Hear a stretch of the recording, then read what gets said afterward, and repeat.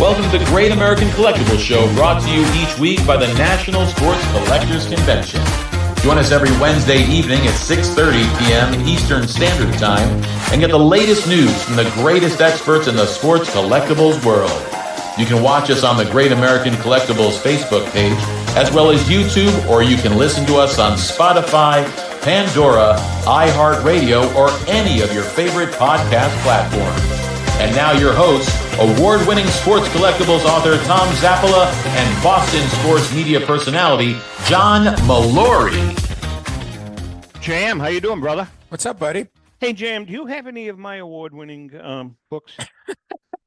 I'm the reason why most of them were award-winning, so yes. Oh, because of you, I see. I get it. God bless you. You know, the thing is, I'm also an award-winning sports collectibles author, and you're also a Boston sports media personality. So I am, but you know, interestingly enough, and by the way, you're out. Ellen and I may be doing a book signing at the Hall of Fame in September. September. Yeah. All right. You're out. Well, I'm doing a lot of celebrating that month. I know, it's your birthday and all that good stuff. Anyway, so, welcome to the Great American Collectibles Show. Tom Zapp, along with my good friend and co-host, Boston media personality, John Mallory, sports writer, sports critic, got thrown out of the Boston market. You get thrown out. Well, you aggravated a lot of burned people a lot of bridges. Yeah, I did. Just a few. I did. We have a great show today. Our in-house guest host is our good friend, Jordon Gilroy from Leland. Jordon, how are you, brother? Good. How are you? Hey, good, Jordon. Good. And we have, I'm really kind of excited about this. And we've got Jeromy Murray from Pristine coming later on in the show. But right now, we're going to bring in somebody who is very, very well known in the hobby. Every collector just about tunes in and participates in Net 54, Network 54. And on with us right now is Mr. Net 54, Leon Leckie. How are you, Leon? Doing good, Tom. John, how are y'all? Good. Good to have you here, Leon. That's a great name, by the way. What a name. Leon Leckie. You know what he sounds like? Really? It sounds like a WWE wrestler, right? You should be like one of those sports betting guys, on TV, like Leon Leckie. Leon Leckie. Yeah, I'm liking that. Hey, Leon, I'm a big fan of Net 54, always have been. I don't participate in it for obvious reasons because of the show, and I try to maintain a level position on what I say publicly, because Rico, JM, and my wife, they get awfully pissed off at me. So I keep my mouth shut usually. Yeah, I know. You never give voice and opinion on anything. I know you're very, very down the road, very objective, very neutral on everything. Thank you very much. Yeah. Leon, can you kind of walk us through the evolution of Net 54? How did it germinate in your mind, and how has it evolved? Sure. So back in about 1998, there was another forum. That was right when the internet almost started. And there was 300 or 400 people on it. The owner of it at the time got threatened with some lawsuits. So he shut it down, and a couple other collectors started the first iteration of Net 54 on another hosting site. After a couple years, I took it over, and net54baseball.com was formed in about 2001, and I took over in about 2004. And correct me if I'm wrong now, there are many different components to Net 54, right? I mean, you can talk about, can you explain that? I know you have like a forum for memorabilia, you have a forum for, right? Can you kind of walk us through that? Sure. There's 6 or 7 different sections of the forum. There's the front page, which we try to mainly talk about pre-war vintage baseball cards. There's another section, the memorabilia section, where just about all sports memorabilia is talked about. And there's a very popular buy-sell trade section that gets a lot of activity. And then there's other sections for football, boxing, and other sports. So autographs are a main section also. JM? I'm just wondering, Leon, because I've been on the site. It's great. I've clicked on a lot of the commentary. It's wide ranging. People give great, thoughts on a lot of varied subjects. How do you go about, or do you go about limiting, I don't want to use the word policing, but kind of limit the content, what people say, what they can and cannot say or do on the site? So, good question. Our site's a little unusual in that we require people's first and last names if they say anything concerning a company or a person. So their full names have to be there. Yep. I don't really limit anything they can say. I try to keep it on topic, but I feel like I try to be like a boxing referee where I stay out of it for the most part Yeah. and let the people have at it. And if it gets crazy, then I'll step in, but that's not very usual. Leon, what are people talking about now? Like what's the interest level now? What are the trends now? What is the subject matter now that you're finding people are most interested in, that collectors are most interested in? Well, of course, grading is one of them. Fraud is a big one. Trimming of cards. There's a lot of different subjects we talk about, and just about anything's game as long as it can have pre-war baseball cards included. So, the topics go from T206s, which is the main collecting card set from the early 1900s, all the way back to the 1860s. But we talk about a wide range of just about all kinds of vintage sports. Jordon, obviously you spoke of him, of Net 54, and I spoke to Hef about it, Steve Burke.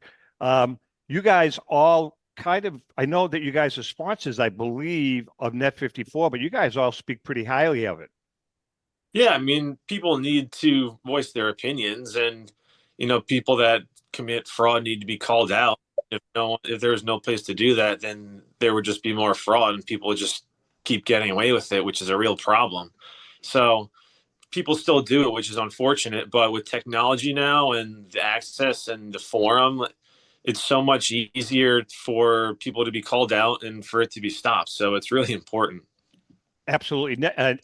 Interestingly enough, Leon, when when Ellen and I, our first book came out, the T206 collection, the players and their stories, the book did really, really well. We won a couple of awards, but I remember, and I really learned a lot from Net 54 because I got absolutely annihilated when the book came out. And the reason being, it was our first book, and I didn't put enough thought into probably the most important thing.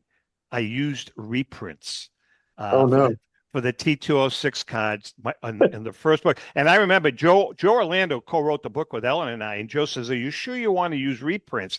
And I said, "Yeah, because they're nice and clear. People are not."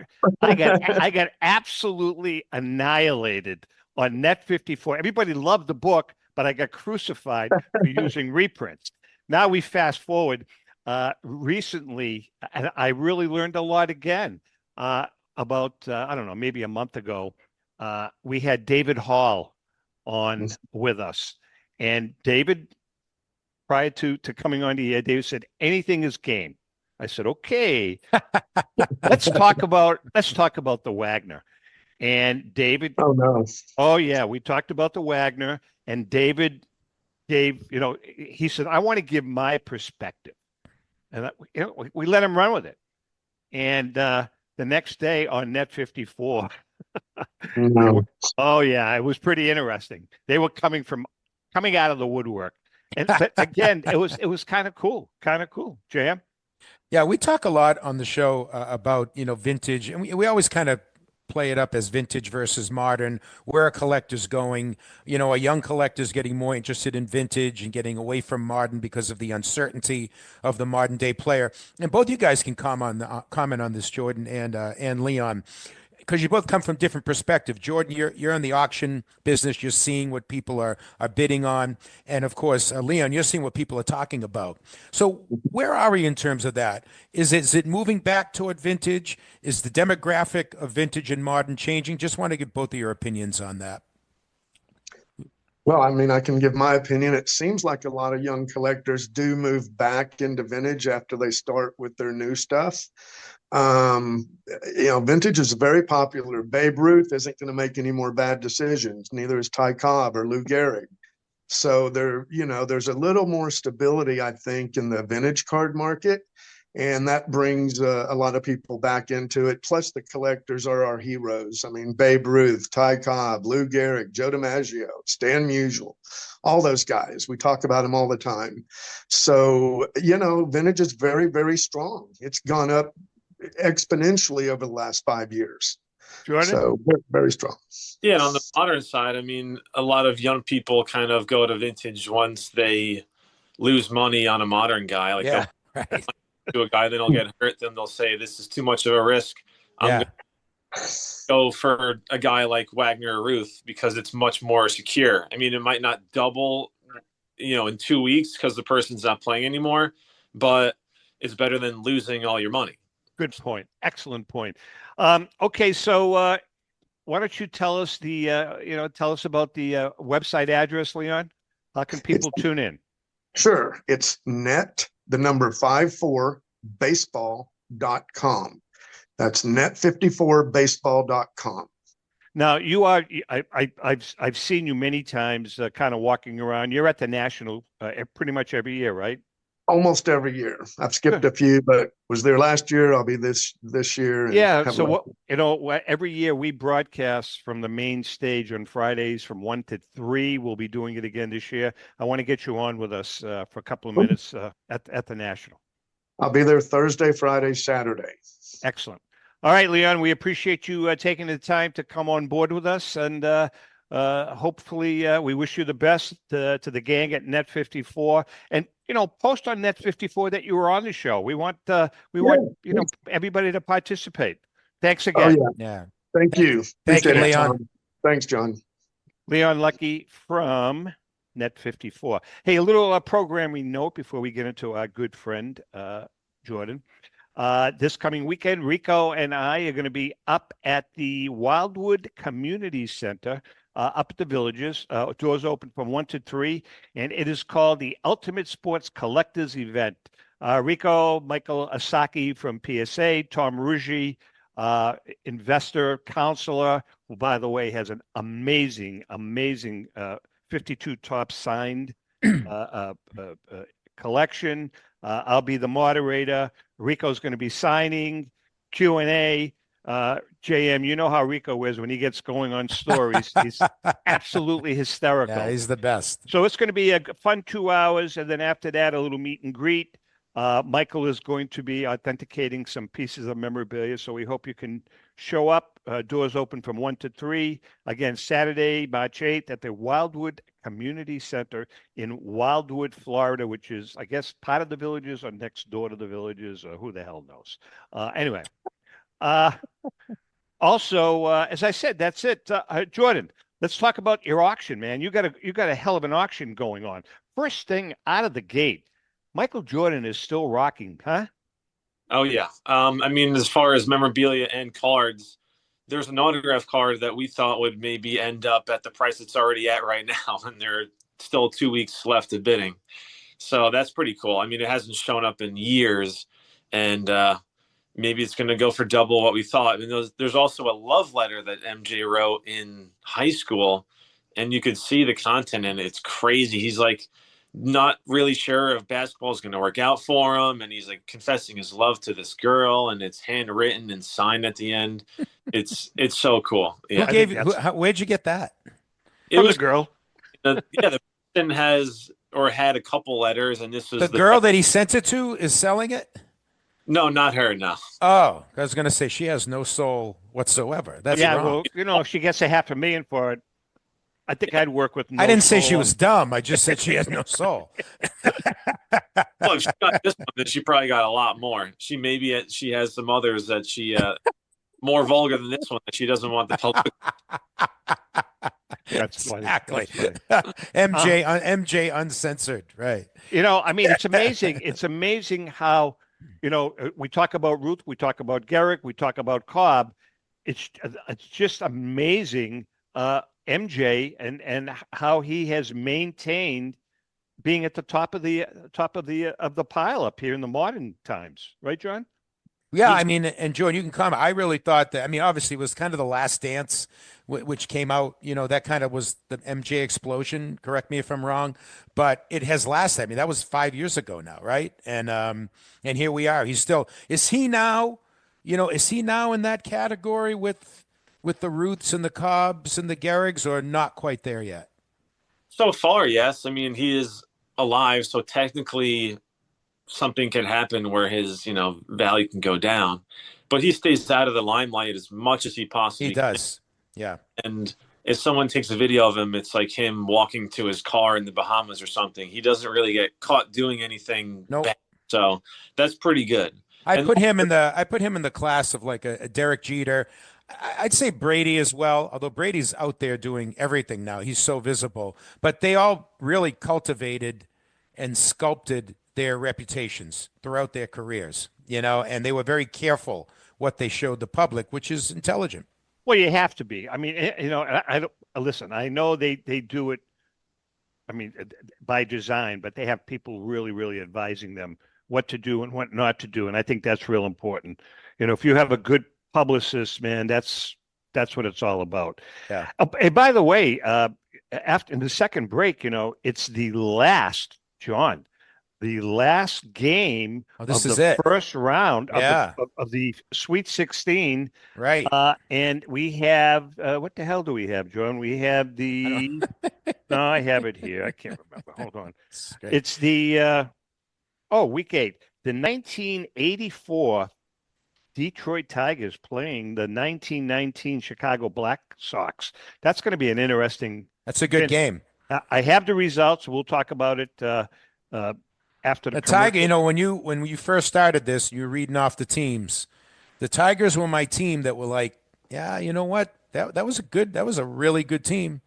Really record-setting team in terms of numbers and victories and all that. So, Jordan, what Yep. we did was, and I'll list the teams after this first commercial break.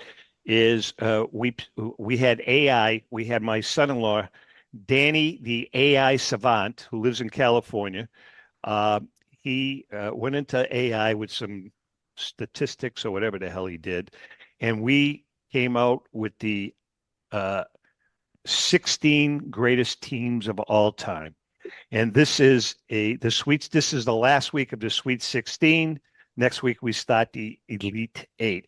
Who do you think was the number one seed, Jordan, in the Sweet 16, if you had to make a guess? of all teams, all sports, like forever. No, just baseball. baseball. Just baseball. Who would be the number one seed all time? 7 Yankees? You got it. You got 27 Yankees. Yeah, you got it. Seeded number one. Seeded Yeah. number one. So You got it. we'll You see got how that all plays out. Jordan, I noticed that you guys also have a 48 complete leaf set. Can you talk about that a little bit? Yeah, number 4 on the current finest ranking. Everything's PSA graded. And luckily, I mean, some collectors would be happy to just have one or a few of those cards in their collection. But this is all of them with the page, all Wow. the short prints. I mean, it's just insane that someone was able to collect everything and have them, and not just like PSA 1 and lower. I mean, there are 4s, 5s, 6s, 3s. I mean, they're just great grades, especially for the guys like Page and Ruth and Williams and DiMaggio. It's a really solid set. What's the bidding at right now for that? Do you know approximately? I think it's at 57,000 and change before the premium is added. Nice. So- That's an unbelievable get. You know what I mean? That's That is. that's unreal. To have all that together, that's crazy. Yeah, Yeah, it is. that's Go to shows and buy one at a time and take 15 years to get it. yeah, exactly. exactly. I noticed. I know you have a Christy Mathewson signed ball and a Ruth ball. Mathewson signed balls are a lot more scarce than Ruth balls, correct? Oh yeah. You know, but the Ruth signature ball that you guys have in your auction is freaking gorgeous. Tell us about that. Yeah, PSA 7.5 overall, and it was graded about a month or two ago, which means if it was graded like 10 years ago, it could have been an 8.5. So today's standards, it's I mean, if you hold it in person, you would think it could grade higher just because it's just so bold. And the photo is tremendous. It's just when you have it in front of you and you hold it, you're like, oh my gosh, this thing is amazing. It should be a 10. Obviously not literally, but it's just such a gorgeous ball, and it's hobby fresh. So it hasn't been, hot potatoed around for the last 5 or 6 years, selling once a year. Really? Yeah. All right, listen, we are chatting with Jordon Gilroy from Leland's. We're going to take a quick break. When we come back, this is the last round, the last game of the first round. And we're going to find out the results of the 1984 Detroit Tigers versus the 1919 Chicago Blackhawks. Do you say Detroit? It's funny. You say Detroit, not Detroit. Well, it's because do you always say Detroit? Yeah, because if you pronounce things correctly, it's Detroit, isn't it? Or is it Detroit? I just like bringing up useless things to kill another minute before we go to break. All right, we're going to take a quick break. Jordan's in the house. He's going to be with us for the rest of the hour. Hang in there. We'll be right back. Hi, I'm Rebecca Curry, a two-time child cancer survivor, recipient, and advocate for Lucy's Love Bus. The mission of Lucy's Love Bus, 501c3 nonprofit, is to provide joy, comfort, and quality of life for the entire family of children with cancer. Since 2006, they've delivered love and comfort to over 3,000 children with cancer and their family members across New England. The dream of Lucy Grogan, an 11-year-old cancer patient, was to help kids with cancer who are suffering right now, before there is a cure, by offering free integrative therapies like art, music, horseback riding, and many other activities. Unfortunately, Lucy passed away, but her dream lives on, and today Lucy's Love Bus is thriving. I'm Red Sox Hall of Famer Rico Petrocelli. I hope that you'll consider supporting Lucy's Love Bus and all of those children who have been stricken by cancer. The Great American Collectibles Show is partnering with Lucy's Love Bus to help these kids. Let's continue Lucy's dream. Please go to lucyslovebus.org for more information.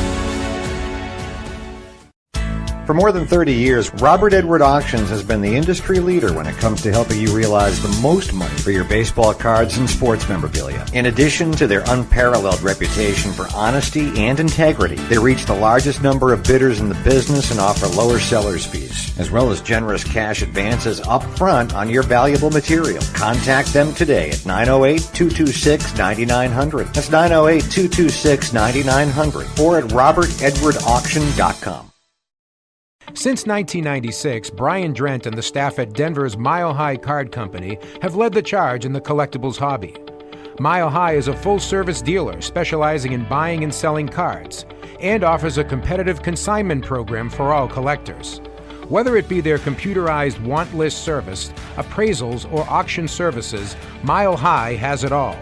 If you've been searching for a company with a selection of high-grade vintage 1888 to 1970 baseball cards and memorabilia that shares your passion, aim high, mile high. Go to milehighcardco.com or call 303-840-2784 for more information. Hi, this is Dan from Memory Lane Auctions, here to remind you that the renowned Memory Lane Collectibles Company has served as a beacon of light to the collecting community for the past several decades. Indeed, folks, it has been our utmost privilege and pleasure to provide the most enthusiastic collectors with an abundance of the finest sports cards and memorabilia for America's most coveted sports personalities via our world-class auctions. Whether you choose either a private sale transaction or the auction route, Memory Lane cordially invites you to reach out to us to maximize the value of your prized possessions. Also, it is not just sales that we pride ourselves on being the best of the rest, because if you are seeking a particular keepsake for your esteemed gathering, we will be relentless in our quest to find that special piece to fulfill your collecting dreams. So no time to wait. Reach out to us today for the purposes of capitalizing on our unparalleled marketing capabilities. Simply pick up the phone and dial 877-606-5263. That's 877-606-LANE, or find us on the World Wide Web at www.memorylaneinc.com. Now is the time for your valued consignment to ultimately become another one of Memory Lane's record-setting prices. This is Brian Drent, president of Mile High Card Company. Is your sports card and memorabilia collection properly insured? For easily replaced personal property, homeowners insurance is all most people need. But for prized possessions that you may have spent a lifetime collecting, it doesn't go nearly far enough. Collectables Insurance Services has been insuring for over 50 years. They offer a full range of protection and a $0 deductible at an affordable rate with no appraisals required. I know because they insure my collection. If you have a minute, go to collectinsure.com and learn more about insuring your personal card or memorabilia collection. How would you like to own the bat that was used by your favorite player when he hit that towering home run or game-winning base hit? Now look no further than JT Sports, specializing in the sale and authentication of professional game-used bats. As the official authenticators of professional model game-used bats for PSA DNA, JT Sports will guarantee the authenticity of any bat purchased from them. JT Sports also buys and sells game-worn uniforms, gloves, and baseball equipment. The unique quality of the collectible is what JT Sports is all about.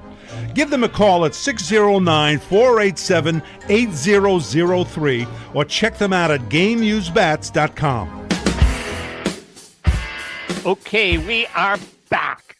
And we're going to bring Jeromy in with us for the rest of the show. Jeromy Murray from Pristine Auctions. Jeromy, we got started a little late today on the recording, so you have graced us with your presence. So as a result, we would love for you to join us. How you doing, brother?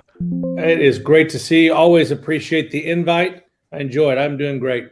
Hey, do you know, I don't know if you know Jordon. You guys ever met Jordon Gilroy? I don't think we have. I saw Leon here earlier. I hadn't seen Leon in a couple of years, so it was good to see him. But Jordon, I don't think we have met. Jordon from Leland's and Jeromy from Pristine. By the way, I saw your picture with Ray Schulte. Nice picture that Ray took. Ray's a great guy. He's a great guy. He loves to come by here and grab lunch. He lets us buy lunch for him. He's very nice about that. But he's one of the best around, a longtime friend and someone that is really, really good for the hobby and the industry for sure. Good guy. Jordon, I don't know. Do you know much about Pristine? Interesting auction house. You guys and Pristine, two totally separate kind of niches, whatever you call them, Mallory. But both really, really, really great auction houses and just great for the hobby. Have you ever been on Pristine's website, Jordon? Yeah, I usually try and look up the elite auctions and what, the artwork kind of stuff. That's the kind of stuff that I kind of go towards. I don't really bid in auctions all that much.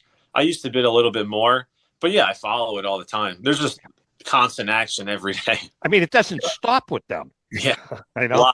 Jeromy, are you a Mavs fan? I see a Nowitzki jersey. I am, and I've already had people check on me this morning. Just got some bad news today, bro. Yeah. Why? What happened?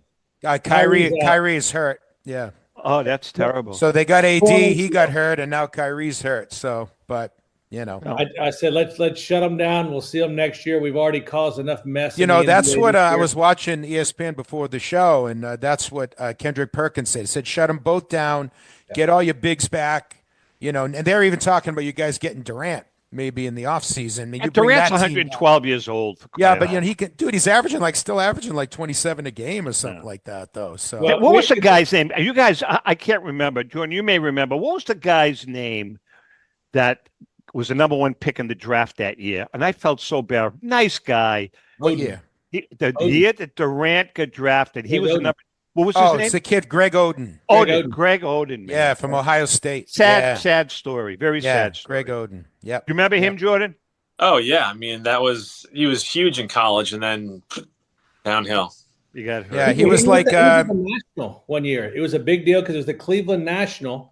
And he was there, and Topps had him out there. I got to meet him. I was like, this is going to be the greatest thing ever. Yeah, and he looked 100 years old. He did. His body was a 100-year-old body at the time.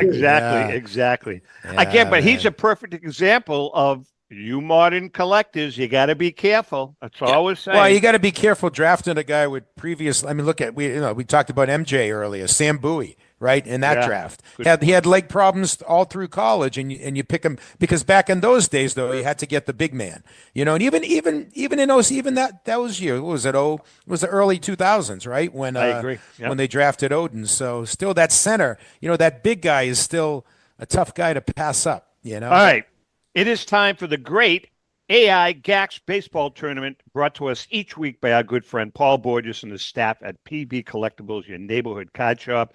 Go to pbcollectables.com to purchase that special vintage card that you have been looking for in beautiful Newport, Rhode Island, John, huh? I've been there. I know, it's a nice, right nice across the street from I think it's St. Mary's Church where JFK was married. That's I went correct. to a wedding there, then visited PB at a shop last Very summer. nice. Yeah. All right. Jeromy, I don't know if you know, but we've been holding the Great American Collectibles baseball tournament. We went into our folks at AI. Danny, the AI savant, helped us out. Hey, can we bring Derek Grady in just for this? I love his reaction to this. Oh no, Derek! I had on Derek. Rico and I had him on 2 weeks ago, and his exact words were, "God, I'm begging you to take me." I was on that show. I was with you. Anyway, right. So here's the elite the Sweet 16 by ranking. Number 1 was the 27 Yankees. Number 2, the 1906 Chicago Cubs. Number 3, the 75 Big Red Machine. Number 4, the 98 Yankees. Number 5, the 2001 Seattle Mariners. Number 6, the 39 Yankees. Number 7, the 61 Yankees. Too many goddamn Yankees. Number 8, the 84 Tigers. Number 9, the 1919 Chicago Black Sox. Number 10, 2004 Red Sox. Number 11, the 42 St. Louis Cardinals. Number 12, the 86 Mets. 13, the 95 Atlanta Braves. 14, the 70 Orioles. Number 15, the 29 Philly Athletics. And number 16, the 1955 Brooklyn Dodgers. All right, last game of the first round. Last week, or this coming week, we had the 1984 Detroit Tigers versus the 1919 Chicago Black Sox. We have Black Jack Morris facing Eddie Sicott. That's the matchup. That's a good matchup. Right. All right. So two nasty guys. we're gonna slip up to the third inning. All right. Top of the third. Buck Weaver singles. Shoeless Joe Jackson doubles him in, and the Black Sox take a 1-0 lead. Bottom of the third inning. Kirk Gibson walks. Lance Parrish doubles him home. Alan Trammell singles in Parrish. Tigers take the lead 2-1. Fourth inning. Shoeless Joe Jackson singles. He steals second and scores on a Happy Felch single, tying it at 2-2. What are you laughing at? You should Fourth get inning. you need to get crowd noise in the Well, background. actually, though, see, when it airs, people are watching it right now. All this stuff is on the screen. Oh, The that's pictures, great. The images, right? That's good. All the player images. Sixth inning. A double by Weaver sets up Jackson's RBI single, and the Black Sox take the lead 3-2. Bottom of the eighth. Lou Whitaker singles. Sweet Lou. Alan Trammell doubles him to third, and Gibson's grounder scores Whitaker. Parrish singles in Trammell, and the Tigers vault ahead 4-3. Ninth inning, Black Sox. Willie Hernandez comes in to take the mound. He was unhittable that year. He strikes out Felch. Shoeless Joe singles, but is stranded as Chick Gandil grounds into a fielder's choice. And the 1984 Tigers win the game 4-3. Good. Agree, disagree? What do you guys think? I would have had Sox. You really would have? Yeah. Something, I kind of agree with you on that one. Jeromy, what do you think? What do you think? I have no idea about any of the Black Sox, so I'm going to go with the Tigers as a good win since it was in my era somewhat. Jam? Yeah, I think the Tigers could actually win this whole thing. I don't think AI is going to make them win this whole thing, but that was a gritty team. It was a hell of a lineup. Parrish, Dave Bergman, Whitaker, Trammell, Howard Johnson was the third baseman, Chet Gibson, Darrell Evans was a home run hitter. That was a good team. And the other thing with the Black Sox, I don't know if AI factors in, who got paid. Good point. So that's a big thing. AI does not know about, the underworld dealings. That's what I'm saying. All right. So next week now the Tigers have to play back to back. Yeah. Next week's matchup is the 1927 New York Yankees versus the 1984 Detroit Tigers. Right, so forget what I just said. They're done. That's going to be a game. And who's pitching? Let me see who's pitching here. Do I have that? Yes. Wade Hoyt is going to be facing Blackjack Morris. He's again. back again, huh? Yeah. So it's going to be interesting to see how that all plays. That's great. That's fun stuff. All right, listen. So we're going to bring Jeromy, since you guys are both on the same wavelength, we're going to bring you guys both in. Jeromy, obviously we have a big Leland's auction going on, but we want you to chime in on this. I have a question for you, Jordan. You got a Willie Mays game used bat. What's the story behind that bad boy? Yeah, All-Star game used, shows some nice use, PSA graded. I mean, it's really everything you want in a Mays bat. It's not a 9 or 10 to make it worth, $7,500,000. It's a perfect grade for, the average collector. It's obtainable. It's not only for a millionaire. Damn. No, it's funny you mentioned that because, I found, we talked about Jordan, over the last few years kind of rising to the top. And I have found that just watching auctions, doing the show with you, Zap, and about Jeromy and Jordan to comment on this, Willie Mays, Jackie Robinson, Henry Aaron, and Clemente, I feel like those guys have, taken another step up in the hierarchy of the hobby. Yes, no, what are your thoughts on it? We'll start with you, Jeromy. When I joined earlier, you guys were talking about it, where a lot of these players now, they're not going to hurt their values. It's only going to go up, and it's a safe investment. It's where now how I've experienced over the last couple of years is people that wanted to collect these items back in the day now have a little bit more money, so they're going out to get these collectible high-end pieces that they have. Like when y'all are talking here, I was skimming through Leland's auction. It's incredible, the pieces that are in there. That I don't know where you find those things, and that's amazing. Let me tell you something. Here's the story. I'm going to tell you, this is the story behind the story, okay? At the National, they have their Leland's exhibit. After the National, Jordan is hiding outside. And when people get into their cars, he's got a mask on, he jumps them, takes the memorabilia, and moves on his And the other thing, he's so young, they think he's the parking attendant. So he's coming over like pretend he's taking their tickets, and then he takes all their stuff. He's in charge of covert operations. And by the way, you guys, I'm telling you guys right now, every year we do the broadcast from the National. And I mentioned earlier, we're going to be doing a 2-hour broadcast on Friday. And typically we've had Jared in, we've had Hef in. They're out, both of them. You guys are going to be on the stage. We're going to bring Jeromy in. And we need to bring in some young blood. I agree. We're going to bring in Jeromy and Jordan. You guys are going to spend a few. I'm going to cover this gray. I'm going to cover that gray up before I get off. That's okay. I mean, look, that's all right. But we want you to come on board with us. Or we'll do a segment with you guys. We're going to have some fun with it. With you and Rico up there, it would be just nice to have someone up there who wasn't alive when Millard Fillmore was the president. So, wow, that's a tough room. That's a real tough room. Jeromy, I was going to be a little facetious in talking about your silver screen auction. Now, it seems as though you've got something going with what's his name? DiCaprio. What's his first name? Leonardo. Leonardo. Are you like a Leonardo fan, you guys? Not necessarily. It's an auction house. I'm sure Jordan will say this.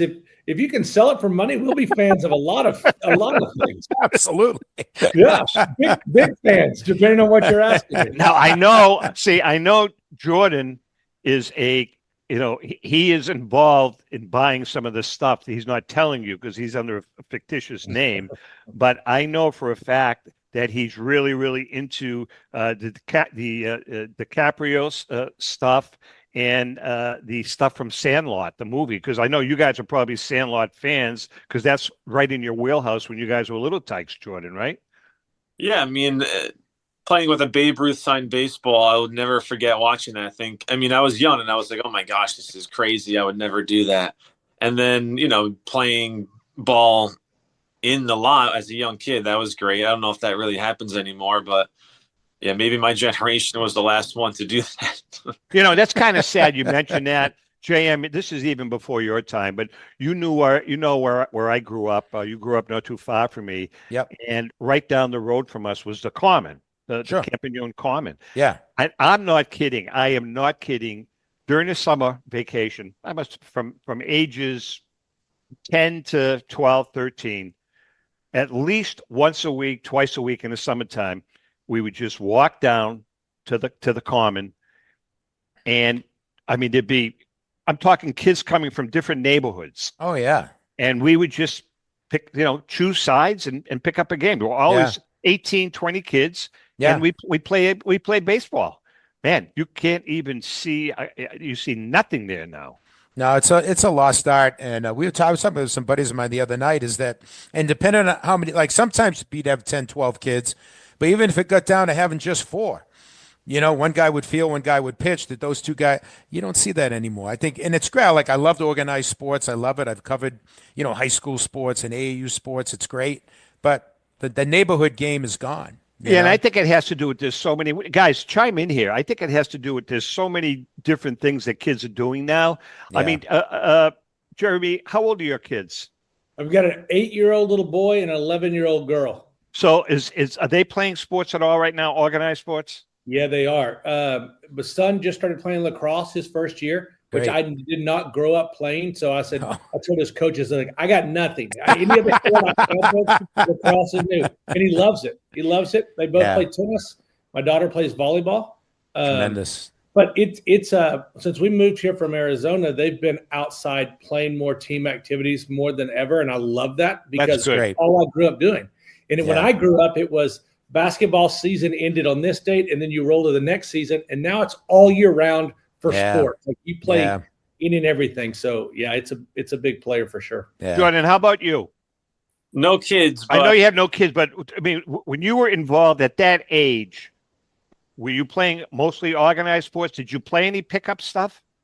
Yes. Well, luckily there were a lot of kids on my block, so we didn't really have to travel that far.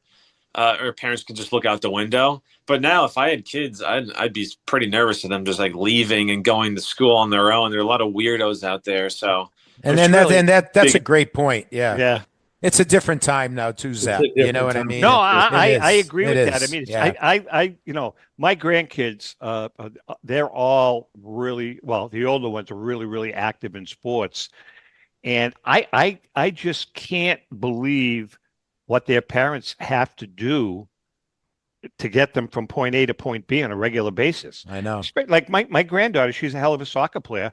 And I mean, it's like she's got to go here, she's got to go there. My grandson goes here, he's playing baseball, he's playing basketball, all of them. And it's unbelievable. And then there's a park right down the street from where they live, always empty. Yeah. Always empty. And the other thing, and we're off topic of the hobby a little bit, but the other thing that's lost, and I know a lot of people who have gone on and played professional sports that came from our local area, Zap, but also other areas. And all these guys who are like now in their 40s, 50s, they grew up playing different sports.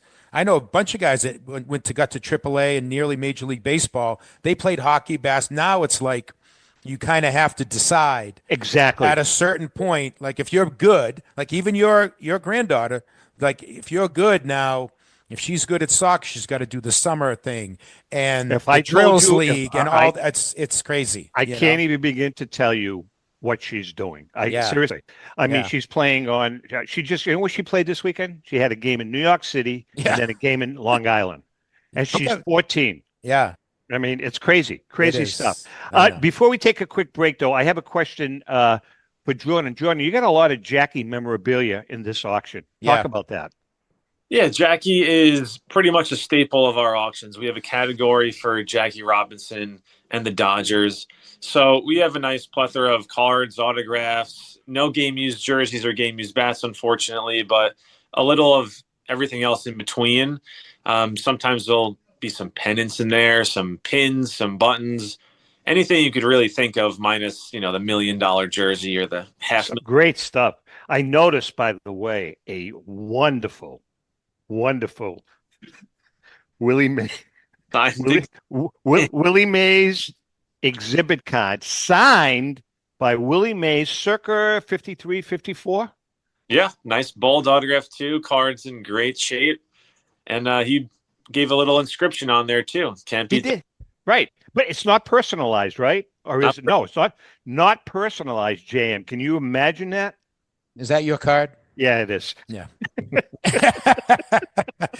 But isn't it nice how he's objective and doesn't inject himself into the show at all? I was just mentioning right middle of the road. Wait, we're talking objective. Collections. We're talking the hobby. Yeah, you're the Edward R. Murrow of collectibles, dude. All right, listen, we're going to take a quick break. You have no soul either, just like Michael Jordan's girlfriend. We're going to take a quick break.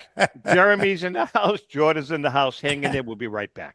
Hi, I'm Rebecca Curry, a two-time child cancer survivor, recipient, and advocate for Lucy's Love Bus. The mission of Lucy's Love Bus, 501c3 nonprofit, is to provide joy, comfort, and quality of life for the entire family of children with cancer.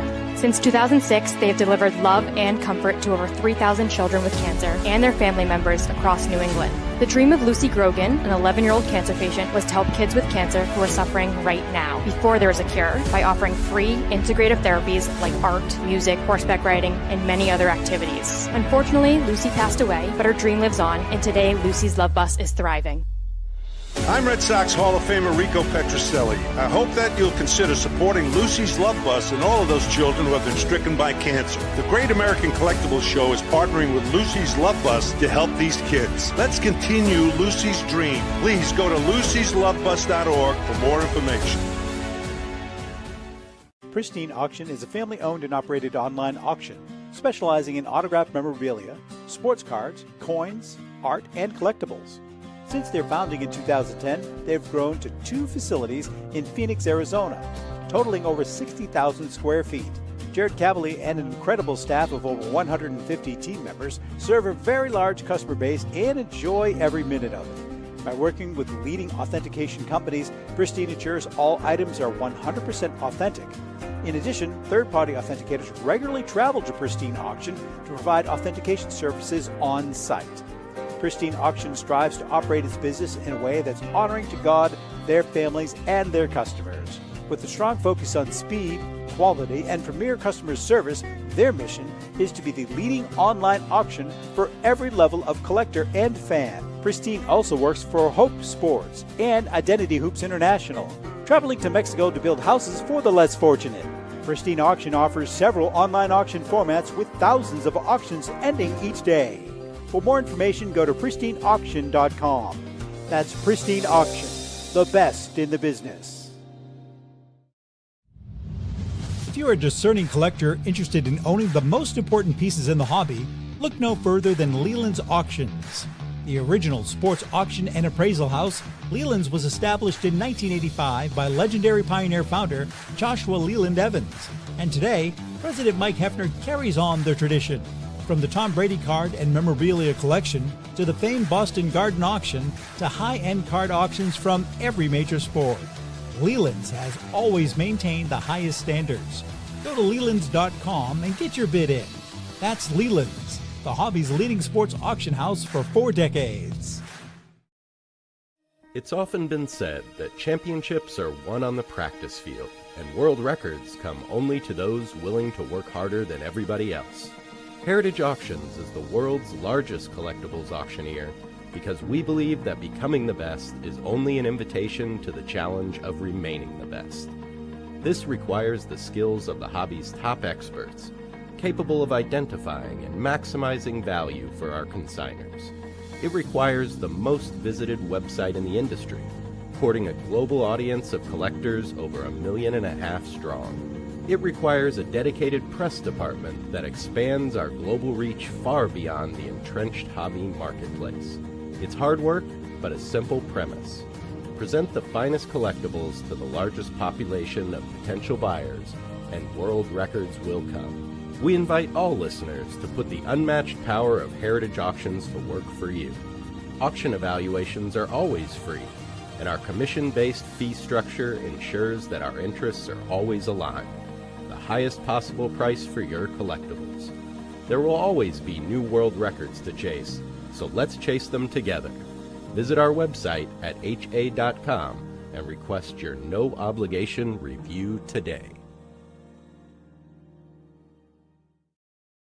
Hi, this is Dan from Memory Lane Auctions, here to remind you that the renowned Memory Lane Collectibles Company has served as a beacon of light to the collecting community for the past several decades. Indeed, folks, it has been our utmost privilege and pleasure to provide the most enthusiastic collectors with an abundance of the finest sports cards and memorabilia for America's most coveted sports personalities via our world-class auctions.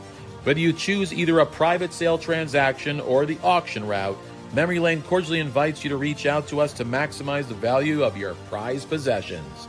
Also, it is not just sales that we pride ourselves on being the best of the rest, because if you are seeking a particular keepsake for your esteemed gathering, we will be relentless in our quest to find that special piece to fulfill your collecting dreams.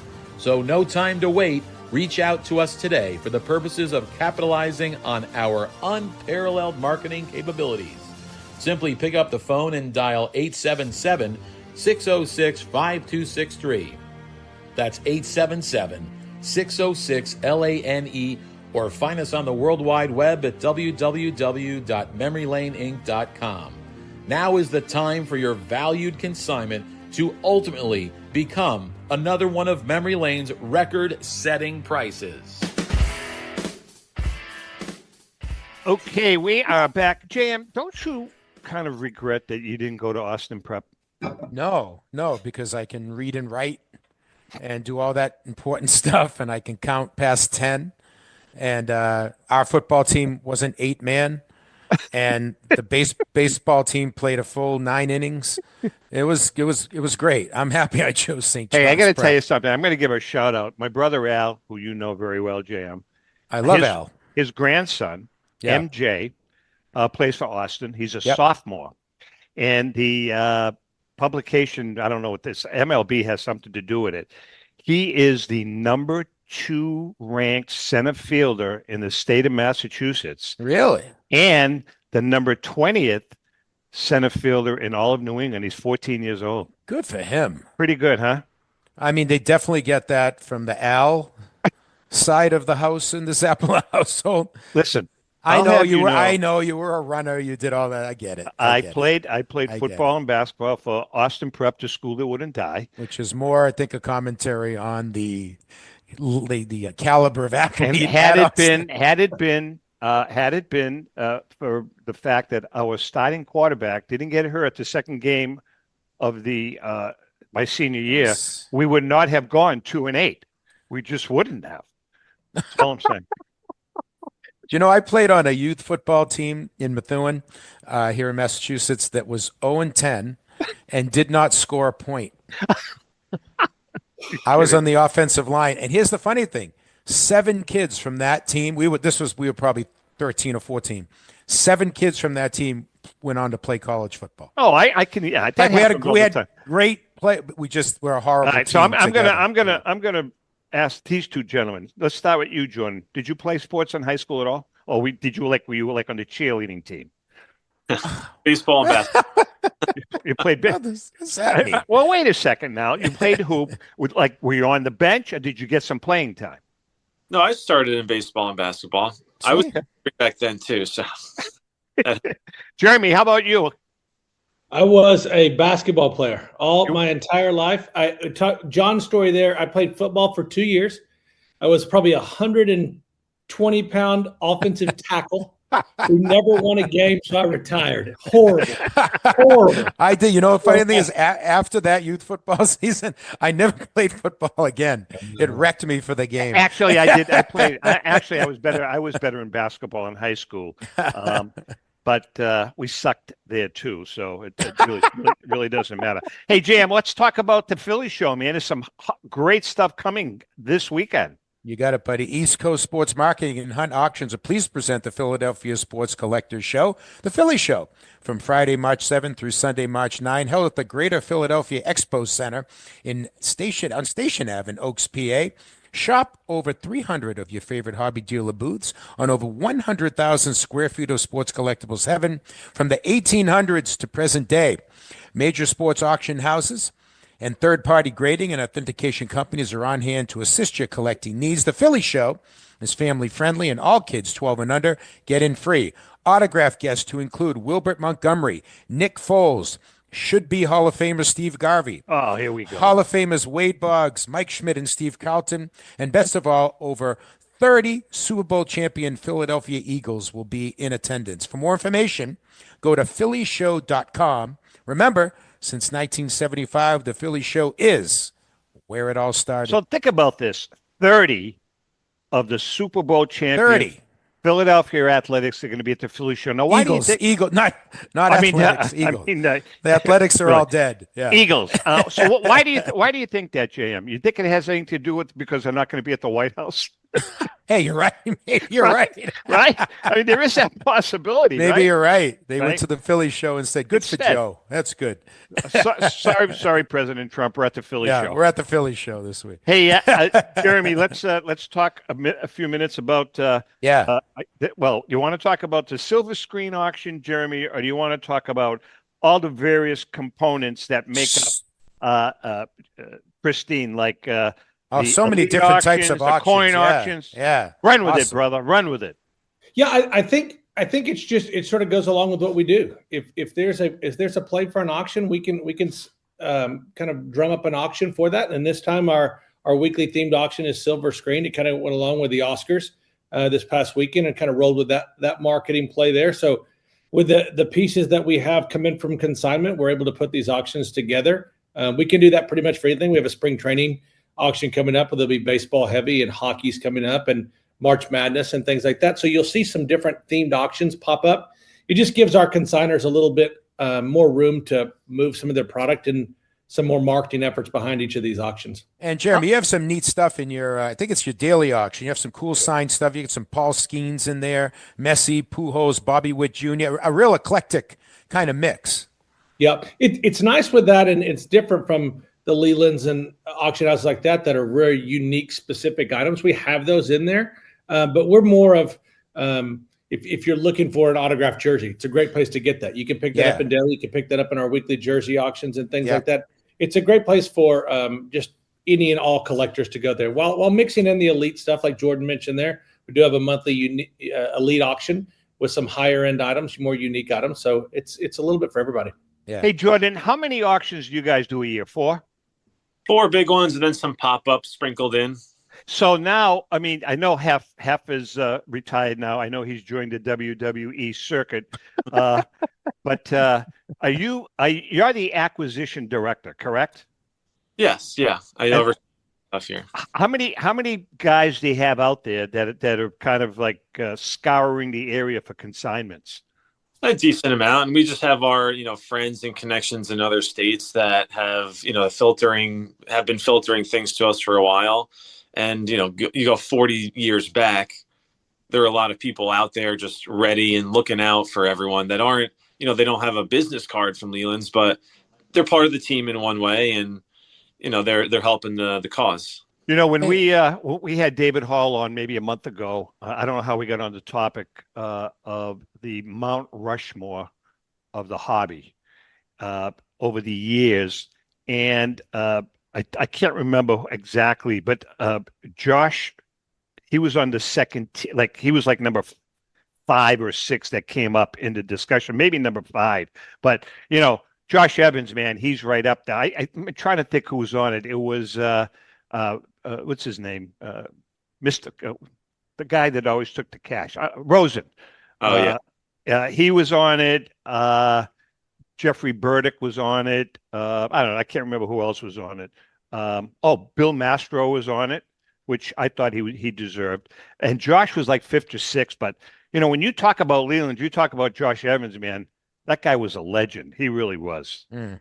Yeah, and I thought he was on our screen before. Leon looks exactly like him. He does, exactly. Oh. You know, I don't know if you know this. I don't know if you know this, but when the show first started, we're going back 8 or 9 years, probably 9 years. I think this is our 9th year. For the very first year, the two characters that used to alternate, they had regular roles in the show. They would do a 10-minute segment, Josh Evans and Kenny Golden. And every other week they would alternate. And Rico and I, we had no idea what the hell was going to happen. It was unbelievable. I could imagine. Yeah. Josh used to come on and say, I don't want to talk collectibles. I want to sing a song. And he'd sing a freaking song. I mean, it was unbelievable. Unbelievable. Listen, before we wrap up, we got a few minutes. Let's talk about something that Leon brought up. Let's talk about theft. Let's talk about card trimming. Let's talk about forgeries.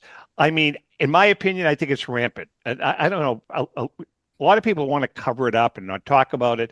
I think it's a situation that is being addressed, but that it's really, really a serious situation in the hobby. I want to get your feeling on both of you. Let's start with you, Jeromy. It's interesting because I was with Beckett for 23 years with the grading and the authentication, and so Wow. you know it's out there. You know that it happens. You know the people that do it.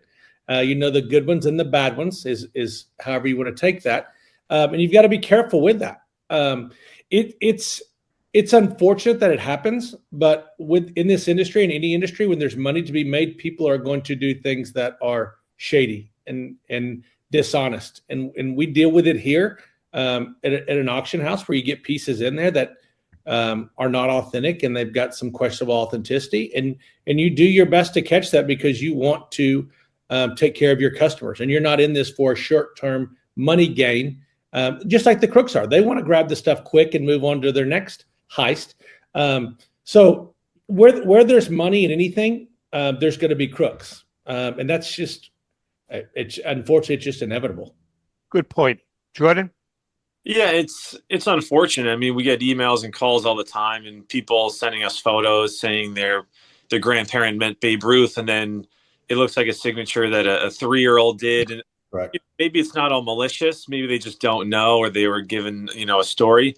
But you just got to assume everyone's out to get you until they're kind of like not proven innocent. But luckily, like 99% of the stuff that we see and put in the inventory system we know is good, and then maybe like one thing someone might email us about and say this player didn't play that year or something very specific, and then if we got to pull something, we do. But there's a lot of fraud, and it's unfortunate. And you mentioned trimming, you can't see that really with the naked eye, but luckily people on the forum sites call it out and follow cards that sell once every 10 years. But if someone does something, they're on top of it. But haven't the authentication modalities gotten so much better over the years, guys, that those things don't get out to the public? Am I wrong? As much as they may be used to? Yeah, we got about a minute left, John. Yeah, I'll take with that. With grading authentication, it's really just an opinion, and you use a service with guys that you trust. Jordon mentioned PSA quite a bit there, and I worked with Beckett and the CGC and the SGC guys and things like that. Like, you've got to trust the opinion of those guys. Yeah. I'm glad I don't have to give that opinion because I would be terrible at it. But you use the knowledge that they have, and you've got to trust the guys there that do have the knowledge on pieces that you're buying. Jordon Gilroy from Leland's. When does the auction end? It ends March 15th. And your website? Lelands.com. And Jeromy Murray, your auctions never end. So what is your website? PristineAuction.com. A constant auctions going on for sure. All right, guys. We love having you guys. You guys have been great. Awesome. Jeromy has kind of risen to the top. Cavali's out. Plus, I heard he was not very good. He says that he was a great ball player, but I think that's suspect. We're playing on a team together, so I get to see it every week. Is he any good? He's good. He's good. He's a good. Player. He's a young kid. He's still got the legs behind him. So it's good. I was a young kid once. Long ago. Back in tell me about it. 1963. But anyway, Good Lord. JM, nice talking to you. Hey, Always don't forget, a pleasure. If you're in the Florida area, pop up to the Villages this weekend. Rico and I are going to be up there making an appearance, along with our good friend Michael Osaki. Michael's you know, I don't know if you guys know Michael, and I think you do, but he's got a very dry sense of humor. He's a very, very funny guy when you get him going. With that being said, JM, we love you. Thanks so much. You too, Jeromy, good luck. And Jordan, good luck. And with that being said, to our viewers and listeners, happy collecting.